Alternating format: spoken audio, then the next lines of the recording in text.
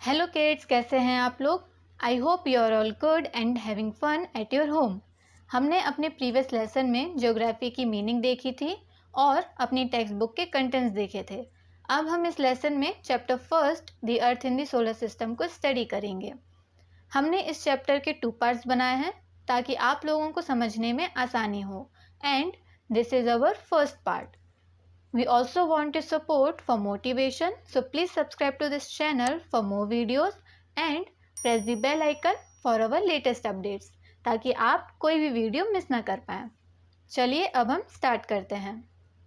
In the evening during sunset sky जब धीरे धीरे डार्क होने स्टार्ट करता है और स्टार्स धीरे धीरे अपीयर होने स्टार्ट करते हैं, तो क्या आपने कभी इन स्टार्स को काउंट करने की कोशिश की है? Like 1, 2, where is the third one? Yeah, there you are. Then fourth, 5, 6 and after some time in stars को काउंट करना थोड़ा सा डिफ़िकल्ट हो जाता है, और जब सन पूरी तरीके से सेट हो जाता है तो the sky filled with lots of countless stars. During this process क्या आपने एक चीज़ नोटिस की है कि कुछ स्टार्स ट्विंकल करते हैं और कुछ नहीं करते हैं? आपने डे लाइट में कभी कभी मून को भी नोटिस किया होगा। आपने मून की डिफरेंट शेप्स भी देखी होंगी, कभी 1/4, कभी हाफ, कभी फुल, और कभी कभी हमें मून दिखाई ही नहीं देता। जब हमें मून की फुल शेप दिखाई देती है उस नाइट को हम फुल मून नाइट कहते हैं और पूर्णिमा कहते हैं। After a fortnight later, fortnight means 14 days और 2 वीक्स लेटर, जब हमें मून नाइट स्काई में नहीं दिखाई देता उस नाइट को हम न्यू मून नाइट और अमावस्या कहते हैं। इस टाइम हमें स्काई पहले से ज़्यादा डार्क दिखता है और पहले से ज़्यादा स्टार्स भी हमें इस नाइट में देखने को मिलते हैं। क्या आपने कभी सोचा है कि ये सारी शाइनिंग ऑब्जेक्ट्स हमें डे में क्यों नहीं दिखाई देती? हम इन सभी क्वेश्चंस के आंसर इसी चैप्टर में ढूंढेंगे। नाइट स्काई में हमें जितनी भी शाइनिंग ऑब्जेक्ट्स दिखती है, including our sun and the moon, उन सभी को हम सेलेस्टियल बॉडीज़ कहते हैं, और इन सेलेस्टियल बॉडीज़ को जो स्टडी करते हैं, इनकी मूवमेंट्स को स्टडी करते हैं, उन्हें हम एस्ट्रोनॉमर्स कहते हैं। And the famous astronomer of our ancient India is Aryabhata. According to him जो प्लैनेट्स हैं, मून्स हैं, वो किसकी वजह से शाइन करते हैं? सन की रिफ्लेक्टेड सनलाइट की वजह से शाइन करते हैं।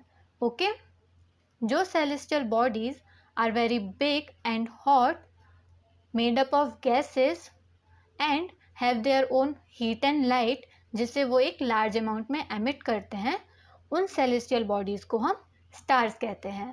And the sun is also a star.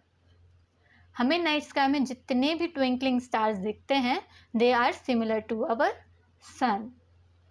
You can question here कि अगर ये स्टार्स हमारे सन की तरह ही सिमिलर हैं तो हमें इनकी लाइट और हीट फील क्यों नहीं होती? So let's understand with an example of an aeroplane. Aeroplanes are so big and long, लेकिन जब ये आसमान में उड़ते हैं तो हमें बहुत ही छोटे से दिखाई देते हैं। वैसे ही इन स्टार्स के साथ होता है।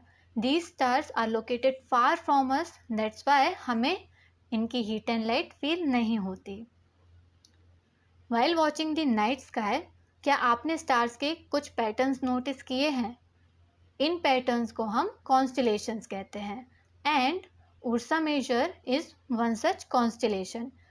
Ursa Major is also known as Big बेर।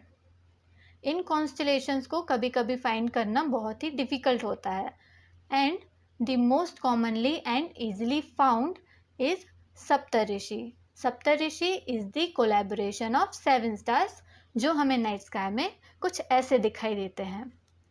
सप्त मीन्स द 7 एंड ऋषि means the sages. So Saptarishi is also known as 7 sages. In ancient time लोगों के पास जब कंपास नहीं थे, उस टाइम वो लोग डायरेक्शंस कैसे फाइंड करते थे? स्टार्स की हेल्प से।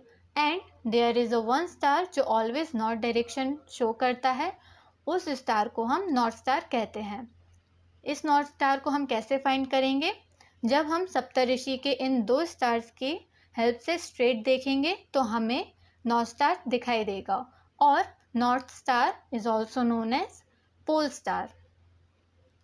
सो स्टार्स की बात तो हो गई, लेकिन उन सेलेस्टियल बॉडीज का क्या जिनकी खुद की हीट एंड लाइट नहीं होती और अदर स्टार्स की लाइट की वजह से लिट करते हैं? उन सेलेस्टियल बॉडीज को हम प्लैनेट्स कहते हैं।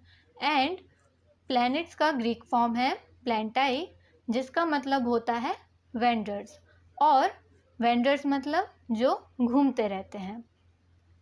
जिस अर्थ पर हम रहते हैं वो भी एक प्लैनेट है जिसे अपनी हीट एंड लाइट सन से मिलती है।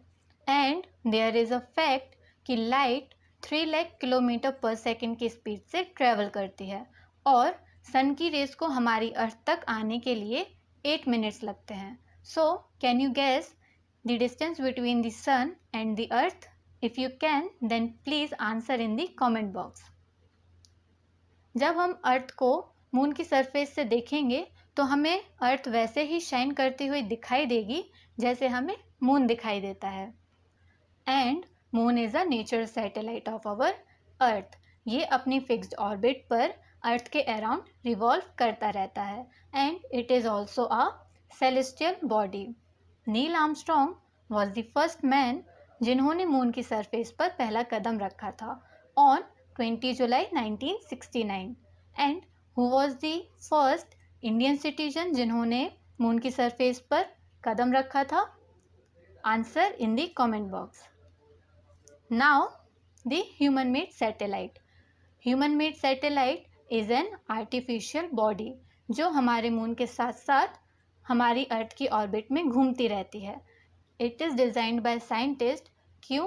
ताकि यूनिवर्स की इंफॉर्मेशन गैदर कर सके और कम्युनिकेशन इस्टेब्लिश कर सके।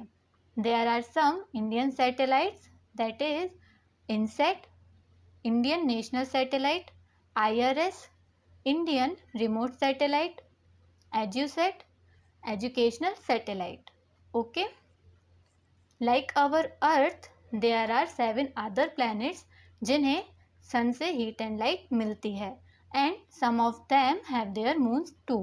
ये सब मिलकर हमारा सोलर सिस्टम बनाते हैं। So our next topic is the solar system, जिसे हम अपने नेक्स्ट पार्ट में स्टडी करेंगे। तब तक अपना ख्याल रखिए और घर में सेफ रहिए। If you like this video, then please like and share it to your friends. If you don't like this video, you can also dislike it. But don't forget to subscribe. Thank you so much.